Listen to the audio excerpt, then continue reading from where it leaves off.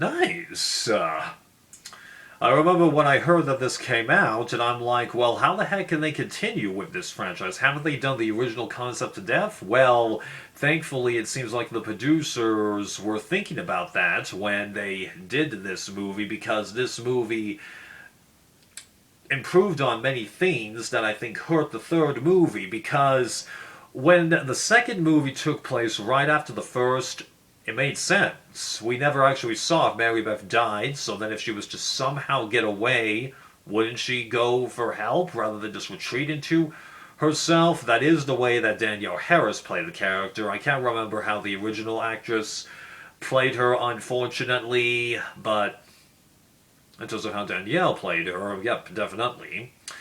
But then having the third movie do that, same thing, albeit a couple weeks later, I think that was the difference in time. It was just like, huh? And you also recall that when I reviewed the third movie, I was like, why did they make the woods a lot more, I mean the swamp, a lot brighter? Taking away that blue tone, that hurts the atmosphere of this movie.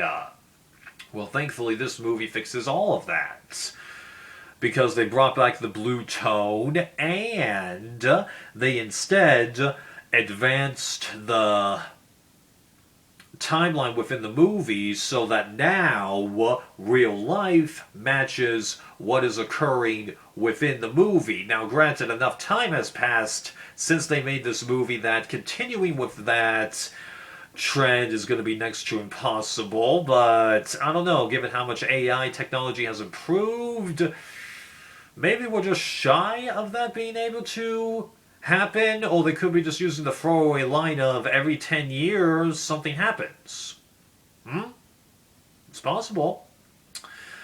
But I do like the fact that they had more time take place, and also the fact that they were focusing on the Asian guy from the third movie, Andrew, who is either a brother or cousin of the Asian guy from the first movie.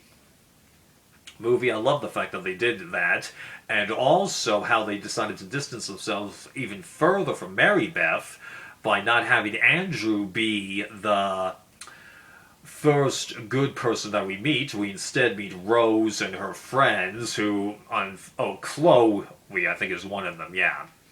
So it was just nice that we met those people, so we've given personalities for them, tie in to Andrew, who then ends up having to tie to every character somehow involved in this movie. That was well done, if you're asking me.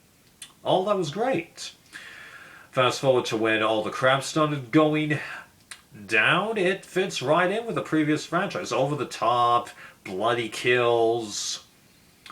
Done well, although I could have done without the body part jokes, but that's, as I said, I've got a weak stomach for that kind of thing. That's one reason why I don't watch too many R-rated comedies, because they're full of sex jokes. Not a fan of that, and unfortunately can't remember if previous films did this as well.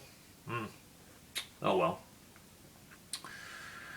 The deaths themselves, even though I kind of already mentioned it, it's fine, it's fine. I do like how we had a death that wasn't connected to Victor. The plane crashing and the pilots dying, they don't count. The pilots always die in these things, unless the pilot is like the top-billed character. Always.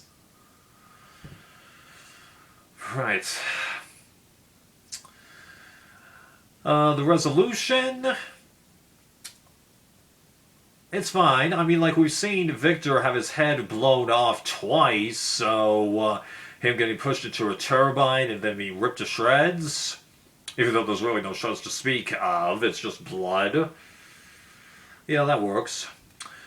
Although, that line about the Rose character having a dick, I wish that they hadn't put that in there either, because nothing became of it. So, I'm just led to believe that it's done to make the Dylan character even more clueless, or be a trans joke. Yeah. And then finally the cameo from Danielle Harris at the end. Well, I did laugh. And it was nice to see Danielle again, but the problem is, given how there's been no follow-up with this franchise since, it seems like that they really only did that just to get people to go back to the theaters because, you know, there would have been internet buzz that she was returning for this movie somehow. She would have tried to keep it downplayed because she's there for just one little bit, an hour's work, but yeah, it seems like that you were just there to get people back to the theaters, classifying this as a requel, because this was definitely one of the films that Scream 5 was definitely mentioning, even though I think The Force Awakens is a better example, where, you know, you have that idea and stuff, legacy characters, right? And honestly, even if they do continue this franchise and manage to make the AI technology work so that Danielle, aging almost 10 years, was to work, my thinking is if they were to bring her back, they would, spoiler alert if you haven't seen the 2002 Texas Chainsaw, okay? This is very important. My thinking is she would be brought back just to be killed off like Sally and just ultimately be useless. Now, of course, most of the time when they bring back legacy characters and horror movies, they do kill them off, okay? Even more spoiler alert. When they brought Heather back for Nightmare on Elm Street 3, they killed her off. When they brought Ali Lauder back for Final Destination 2, they killed her off. When they brought back Tony Todd in this franchise, they killed him off. So, yeah. On its own, she wouldn't have survived another movie, even though it is possible, but, yeah. Something tells me that it's there just to get people in there, and that unfortunately is cheapening my laughter of her line in there. I kind of wish that they hadn't done that. And I'm a Danielle Harris fan, okay? Alright, so in terms of this film's position within the franchise, it fits right in. 4 out of 5 easily. Heck, I might even be rating it pretty low because I think that I rated the second one 4.5. Can't remember what I did with the first one because I'm trying to make these things as fresh as possible where I'm not watching my previous stuff. I don't want to repeat anything and just, you know. Personally, I'm a bit conflicted by it, but I bet this is going to be the opposite of my Black Christmas bit, where eventually I'm going to up the personal rating. So I won't give it a personal rating because I bet it's going to catch up to the critique one eventually. Alright, another horror sequel bites the dust, on to the next one.